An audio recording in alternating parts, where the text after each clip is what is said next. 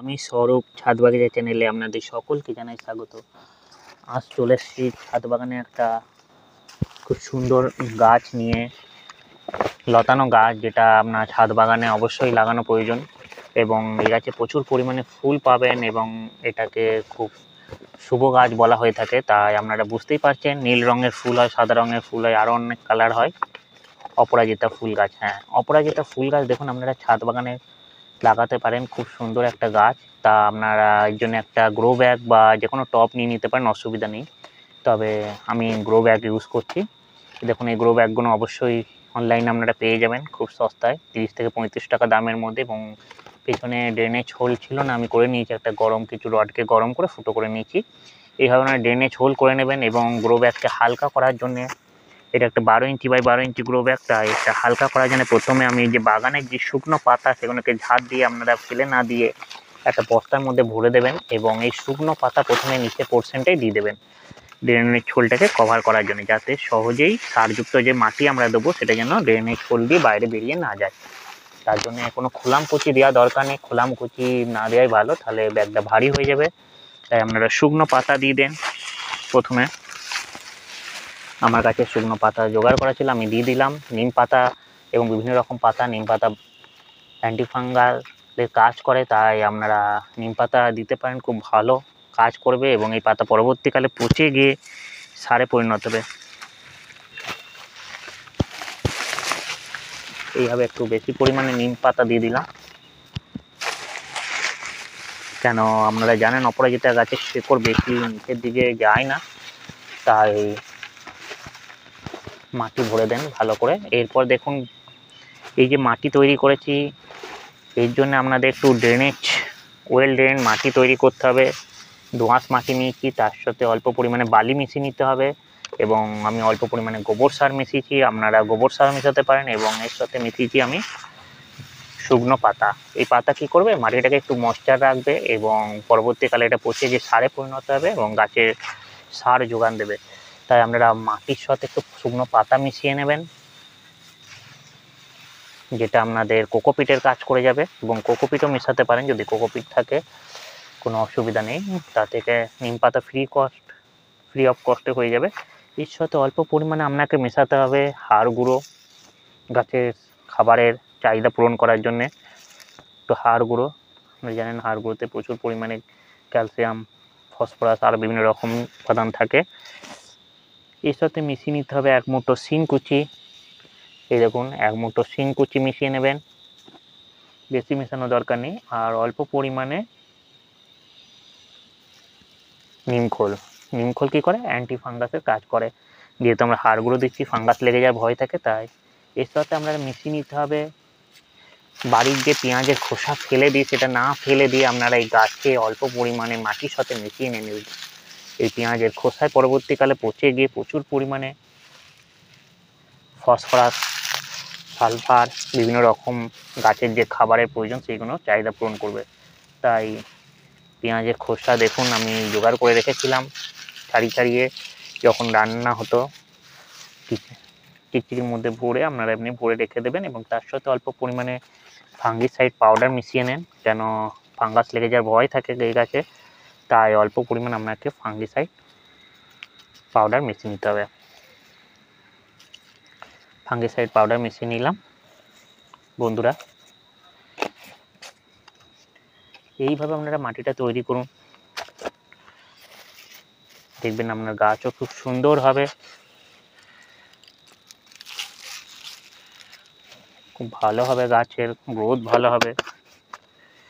এবং যে বাড়িতে যে চা খান সেটা ফেলে না দিয়ে তারকে শুকিয়ে ঝরঝরে করে নেবেন এবং ধুয়ে নেবেন ভালো করে প্রথমে, যাতে চিনি দুধ না থাকে।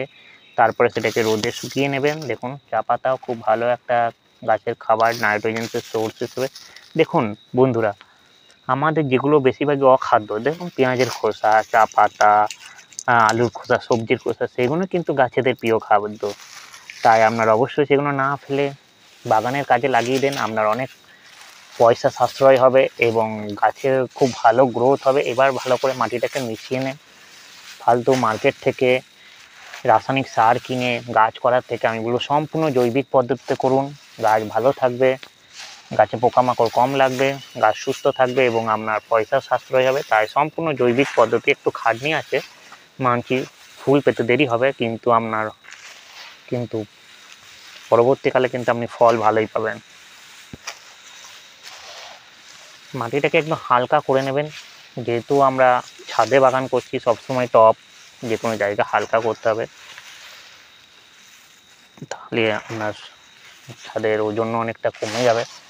দেখুন, আর গ্রো ব্যাগে করলে তো এটা মাটি হালকাই করতে হবে, বুঝতেই পারছেন।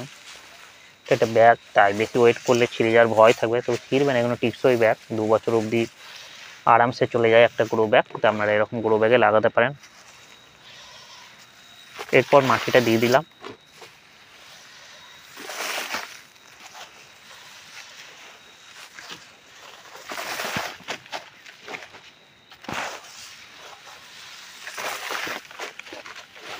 ভালো করে ভরাট করে দেন।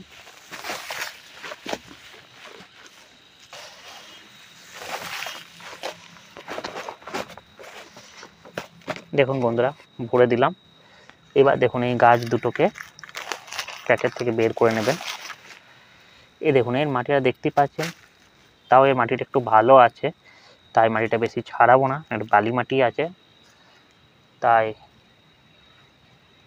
এইটাকে লাগিয়ে দিলাম।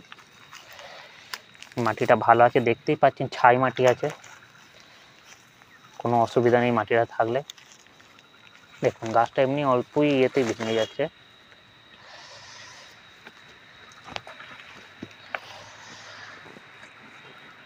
দেখুন, দুটো গাছ একসঙ্গে আমি বসিয়ে দিলাম, কারণ জায়গাটা আমার অনেক বড়, তাই দুটো গাছ আপনারা বসিয়ে দিতে পারেন, কোনো অসুবিধা নেই। একসঙ্গে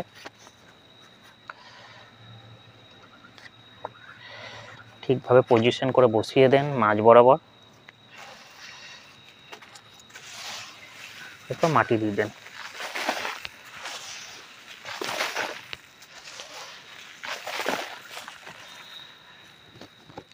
দেখুন, এই অপরাজিতা খুব সুন্দর একটা ফুল, এটা কিন্তু আপনার ডবল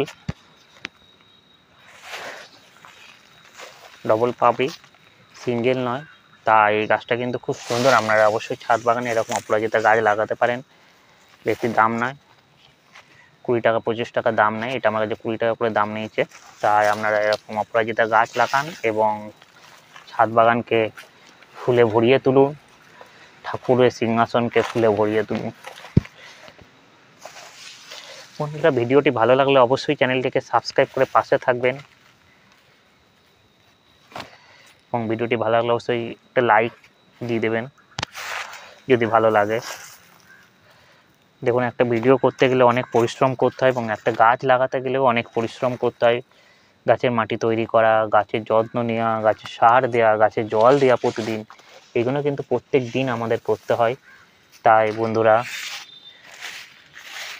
আপনাদের সহযোগিতা ছাড়া কোনো কিছু ভিডিও বা কিছু করা আমাদের অসম্ভব হয়ে যায়। তাই আপনারা অবশ্যই পাশে থাকবেন, ভালো থাকবেন, সুস্থ থাকবেন এবং গাছ লাগান, মনকে ভালো রাখুন।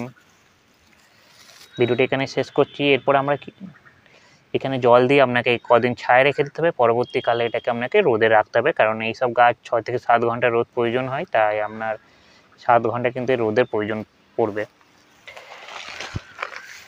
ভিডিওটি শেষ করছি বন্ধুরা, ধন্যবাদ।